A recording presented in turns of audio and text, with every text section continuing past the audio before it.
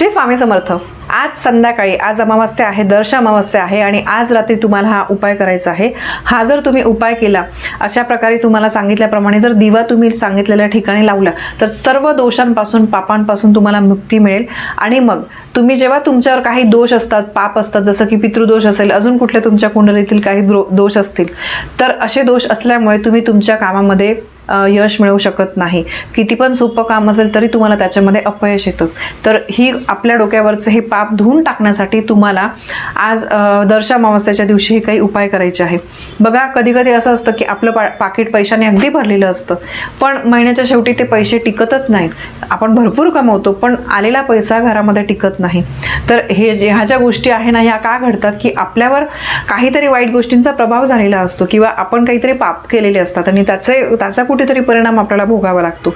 म्हणून आपल्या डोक्यावर जे काही पाप असेल, जे काही दोष असतील ते काढून टाकण्यासाठी तुम्हाला अमावस्येच्या दिवशी, आजच्या दिवशी संध्याकाळी दिवा लावायचा आहे। सगळ्यात पहिले म्हणजे तुम्हाला महत्त्वाची गोष्ट म्हणजे मी बरेचसे काल तुमच्यासोबत उपाय शेअर केले।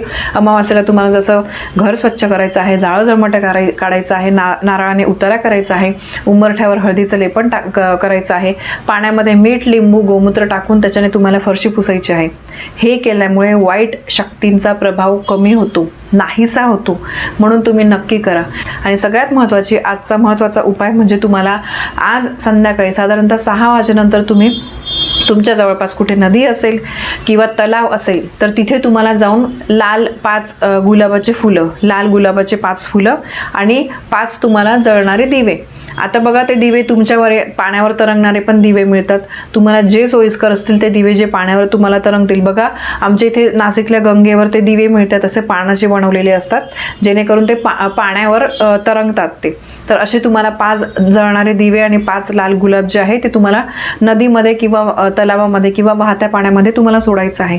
त्यामुळे काय होतं, तुमच्या डोक्यावरचे दोष जे आहे ते वाहिले जातात। तुमच्या आयुष्यातल्या वाईट गोष्टी, वाईट जे पण काही आहे तर त्या गोष्टी पाण्यासोबत वाहून जातात आणि लक्ष्मीची कृपा तुमच्यावर होते।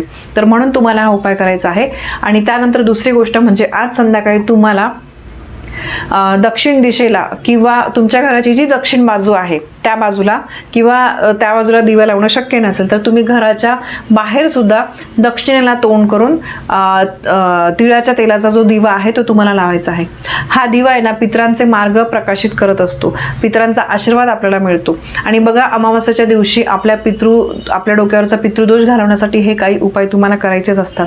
अमावस्येला पितृलोक जे आहे ना ते भूतलावर आलेले असतात, तर त्यामुळे आपण काही चांगल्या गोष्टी केल्या तर ते आपल्याला भरभरून आशीर्वाद देतात। जसं की दान वगैरे, दान करणं, कोणाशी चांगलं काहीतरी वागणं, या गोष्टींमुळे आपले पित्र आपल्याला आशीर्वाद देतात। या उलट जर आपण काही चुकीचं काम केलं तर आपले पित्र आपल्यावर नाराज होतात आणि मग आयुष्यामध्ये भरपूर संकटांना आपल्याला सामोरं जावं लागतं।